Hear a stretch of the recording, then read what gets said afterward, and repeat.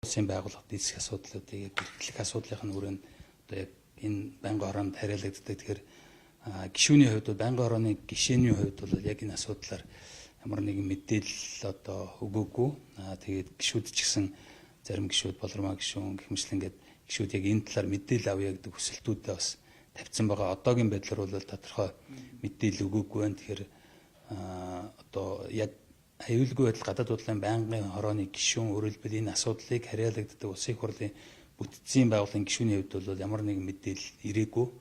Хэвлэлийн одоо мэдээлэлтэй байгаа. Тэр хэвлэлээс авч байгаа мэдээлэлэр бол энэ хүсэлт ерөнхий сайдд ирсэн байна гэж ойлгосон. Тэгээд сая дэлхийн эдийн засгийн форум дээр бас гар хэвсэх зурх ясал одоо орж гар хэвсэх зурж байгаа харагдсан.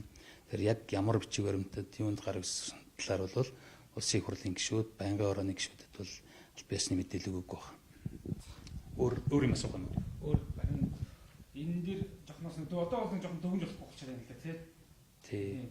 Одоо энэ яг нэг юу гэдгийг ерөнхий сайд өөрөө ингэж юу гэдэг тухайн улсад очиод тэр хилцээ хурлын үеэр ингэж нэг юм тодорхой албан бичиг тий энэ хилцээс зураг ингэ тулгагдсан байж болох уу? Эгөө ийм тохиолдолд үүсгэхээр заавал наашгүй улсын хурл руугаа мэдэгдэх шиг юм уу тий? Ийм алхамж авах хэрэгтэй байсан уу гэдэг ийм процессын үеийг яаж явах хэрэгтэй юм бэ? Тий яг энэ одоо сүүлийн үед үүсэж байгаа дэлхийн хэв маягыг журам бол бас нэлээд өөрчлөлттэй байгаа учраас маш болгоомжтой одоо авч үзэх ёстой, нэлээд нухацтай авч үзэх ёстой ийм асуудал байгаа.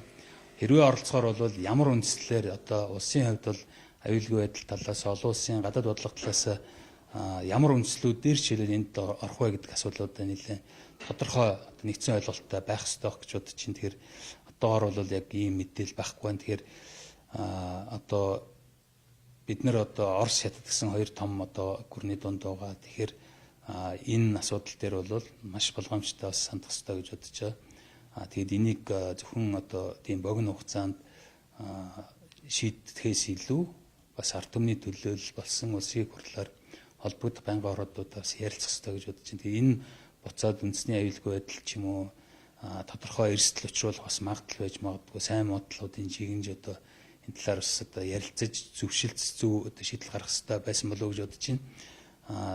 Гэхдээ одоо энэ байгууллага маань одоо хэвлэлээр авсан мэдээлэлээр бол бас